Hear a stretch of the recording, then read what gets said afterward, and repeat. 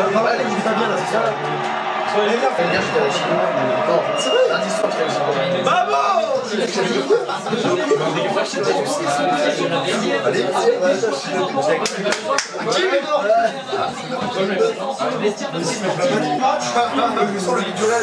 genou. Il s'est tourné le genou. Bah c'est bon. En gros, il a pris un énorme tampon, il a fait un changement de moment, c'est vrai. Il s'est fait liquifier. Dans la surface. J'ai marqué. Ouais, mais si. Ouais, Lionel. Ah oui. Mais lui. Vas-y. Oui. Elle va monter. Allez, Kylian.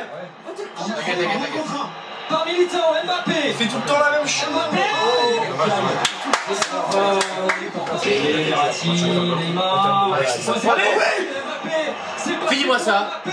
C'est pas ça. Non. Il se met pas sur le doigt. Il aurait dû se mettre sur le pied. Il aurait dû se remettre sur le pied droit. Il avait grave le temps sur ça. Ils vont les payer. Ah oui. Mbappé avec des graphes. Oh, Dommage. Rien dans l'action. C'est bien construit. Rien dans l'action. Remets-lui pas, il accompagne. Mais qui est avec lui là? Léo Messi contré par le retour de Messi sont pas du tout de jouer, franchement. Il a pas envie de jouer. Facile. Et on se balade. C'est facile, on se balade. Messi son retour. Récupération de Messi. Oh, j'ai eu peur. Voilà. Messi qui arrive. Oh là, en plus, ça va être bien, ça va être bien. Pas un ballon. Pas un ballon. Avec un magnifique. Cavara. Et le dégagement de Kimpembe, il y a le feu. Il a fait un gros de ça, mon pote. Oh, c'est la touche. Cavara qui fait de la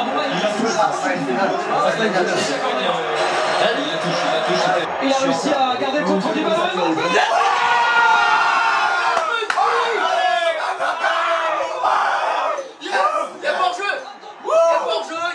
Il y a rien du tout, reste tranquille. Il n'y a pas en jeu. Kylian Mbappé. Il n'y a pas en jeu, ferme ta gueule. Ferme ta gueule. Attends, Peut-être l'enjeu sur Évidemment. Allez, bon, Et les supporters juste devant nous se sont levés pour François, par contre, faut que tu t'assoies. Ça marche pas une action, il n'y a pas si loin. Carvajal, bien maîtrisé par Nuno Mendes. Neymar. Oui. Va seul, petit. Allez, va mon petit. Pourquoi tu ralentis?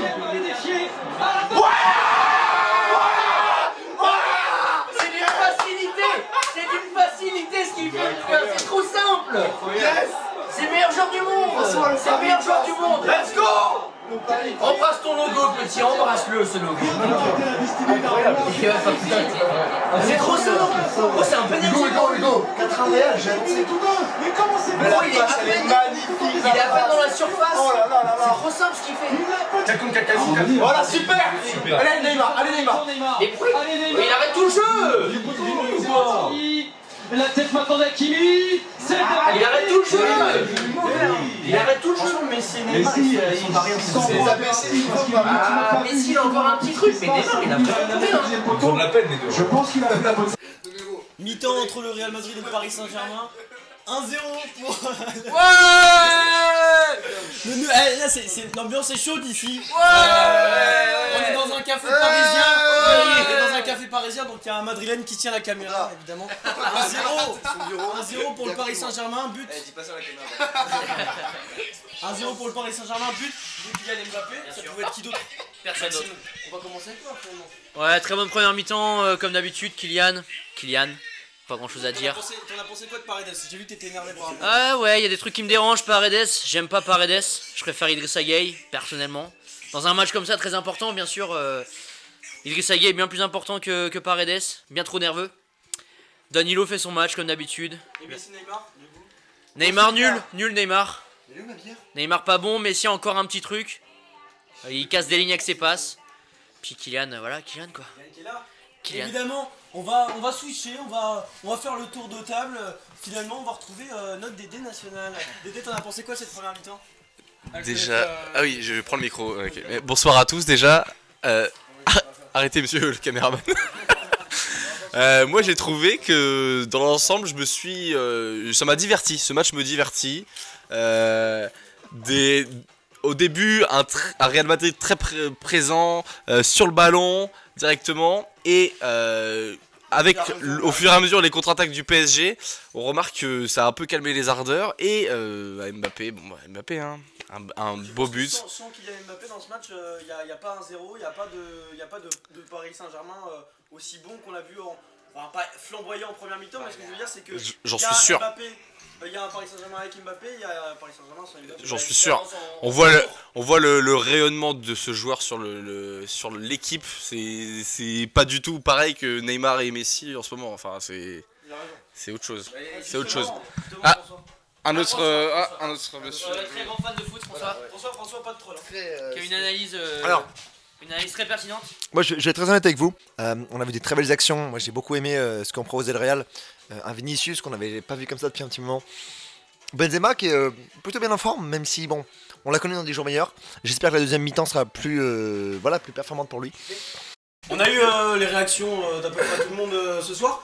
La tienne, Valou, la tienne. La mienne. La tienne, Valou. Oui. On a eu un match avec pas mal d'occasions, une première mi-temps avec pas mal d'occasions, avec un Kylian Mbappé qui s'est montré presque redoutable face au but, avec 2 frappes cadrées au début de match, on l'a vu dangereux. Le but qui a été refusé normalement sans VAR, c'est un but qui est accepté. Donc Kylian Mbappé, pour l'instant, c'est du coup le joueur qui sort du lot et on l'avait annoncé avant le match. Collectivement, le Paris Saint-Germain c'est un peu mou, déstructuré entre le milieu de terrain et l'attaque. On voit Messi et Neymar qui tentent tant bien que mal à mettre du rythme dans cette équipe-là, mais on voit qu'ils sont un peu à la ramasse, ils ont plus leur jambe de 20 ans. Et c'est pas pour rien que Messi a 34 ans et Neymar va bientôt prendre sa retraite. Globalement, je suis satisfait de la performance, même si c'est pas flamboyant. Le Real Madrid a montré de l'envie plus qu'au match aller. Et je suis un peu déçu de la prestation de Marquinhos pour l'instant qui est pas très bon dans la parlé. Donc voilà. Voilà mon analyse. Des choix bizarres. À la Madrid, à la Madrid, à la Madrid, à la Madrid. Ça c'est le troll de la soirée. Qu'est-ce que t'attends de cette deuxième mi-temps, Valentin? J'attends qu'on défende pas comme on l'a pu faire dans les phases d'élimination directe ces dernières années. On a tendance à, quand on prend l'avantage, et on a peur, psychologiquement ça joue dans les têtes, et on recule. Et on joue pas crânement notre chance, on tente plus notre chance finalement. Et on a un bloc bas, on recule. Moi ce que je veux c'est qu'on continue à attaquer comme s'il y avait 0-0. Donc voilà. C'est vrai que la première mi-temps, c'est ça? Qu'on continue, mais j'espère que la seconde mi-temps sera meilleure que la première mi-temps. Mais en tout cas, l'objectif c'est aussi de ne pas se prendre de but évidemment, mais pas non plus de trop verrouiller. Donc voilà mon analyse. En tout cas, vous nous retrouverez. On attend la deuxième mi-temps. Enfin, Une nouvelle analyse après le match. Après le match. Bonne deuxième mi-temps à tous et à tout à l'heure. Et merci Max. Et merci. Voilà.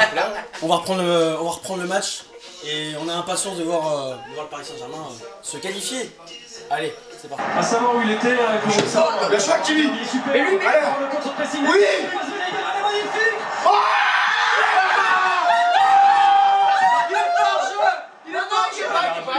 Je suis pas sûr qu'il y soit. Il est pas. Si, d'accord. Je suis pas sûr qu'il y soit. Ils sont pas les gars. Mbappé. Attends. J'étais convaincu. Ah si. Même si c'est refusé d'insolence. C'est un jeu qui c'est R9, ça c'est R9. Les gars, ce mec. Oh là là, c'est insolent. C'est le meilleur joueur du monde. À ce moment. C'est R9. Mais en face c'est Thibaut.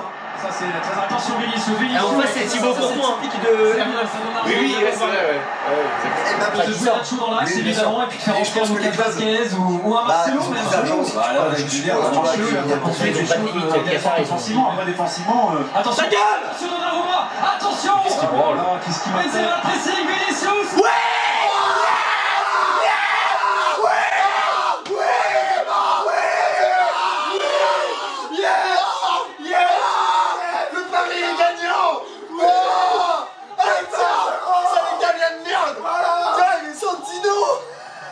Qu'est-ce qui s'est passé? Qu'est-ce qu'il fait? Et joue-le ton putain de ballon là. Oui. Benzema, voilà. Mec, j'ai gagné à Paris.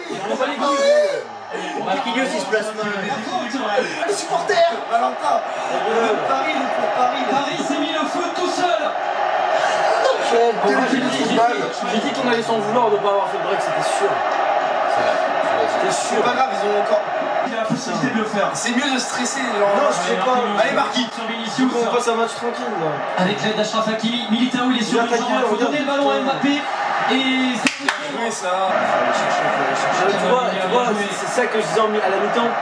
Faut pas avoir ce comportement-là, c'est pas possible. On joue. Là, on joue plus au foot, là. On joue plus au foot, quoi. Le pire, c'est que nous, on est en position, mec, on est en position de. Bon, on est qualifié là. Là, on est qualifié. Donc, on joue. On joue. Plutôt, c'est comme si, qu'il y avait 0-0, on a recommencé le match. En termes de score. On se retrouve à 10 contre 11. C'est. Plus fort sur du Parisien. Il y a juste que psychologiquement, on doit être là. Et Paris est pour l'instant toujours qualifié. Non, tu peux dire abonnez-vous à ma chaîne. Abonnez-vous à sa chaîne YouTube, les gars. Hashtag PewDiePie.com. Ils ont demandé à là-bas. Alors là, c'est Nacho qui est sur le marquage. Allez, mon grand. Allez, mon grand. Allez. Vinicius. Il va lui casser les jambes. Sans faute. C'est bien défendu Danilo. C'est bien, c'est magnifique. Danilo. Le petit ballon pour Benzema.